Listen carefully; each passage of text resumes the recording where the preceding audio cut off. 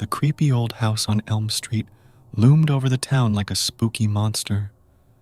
Everyone whispered about the weird guy who lived there, a photographer with a big secret. They said he took pictures that did more than just capture a moment. A shiver ran down Sarah's spine as she told her friends these scary stories around a crackling fire.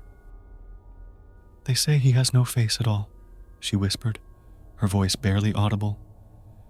"And people who take pictures with him," chimed in Alex. "Yeah, sure, that's totally fake. The one who never believed anything scary." "Worse," breathed Emily, her eyes wide with fear. A spark from the fire danced into the night, for a second lighting up the abandoned house across the field. A strange mix of curiosity and fear bubbled inside them. They were scared, but also weirdly excited by the unknown. Blurted by Alex, "We should totally check it out," trying to sound braver than he felt. Everyone gasped. Before anyone could argue, Sarah, fueled by a mix of fear and fascination, stood up and said, "Let's go." The dusty windows of the house seemed to stare back at them as they crept closer.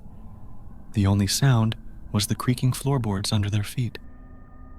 The air got colder with each step, like an invisible hand squeezing their hearts.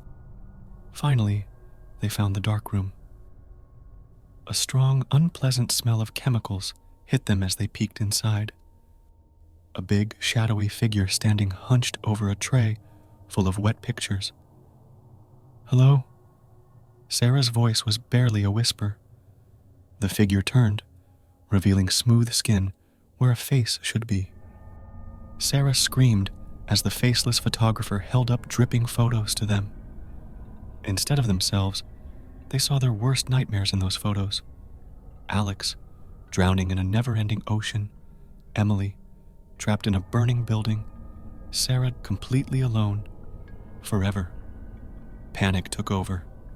They scrambled back, knocking over bottles of chemicals in their haste. The room filled with flames, and the photographer's chilling laughter echoed around them.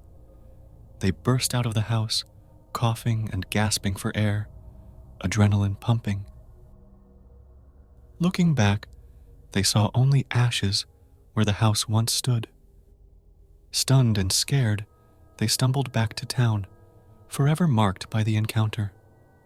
Weeks turned into months. The memory of the dark room faded, replaced with the usual boring routine of everyday life. Sarah, however, couldn't shake an unsettling feeling. The photo, with her depicted as forever alone, kept bothering her. Then, the news hit her like a punch in the gut. A local man who went way too far out at sea had disappeared in a strange current. His name, Alex. A wave of dread washed over Sarah. The pictures weren't their fears. They were like scary warnings. Her heart pounded. What was waiting for her? A life of being completely by herself? Or something even worse? Panic choked her. She raced to Emily's apartment, desperate to talk to her. But no one answered the door.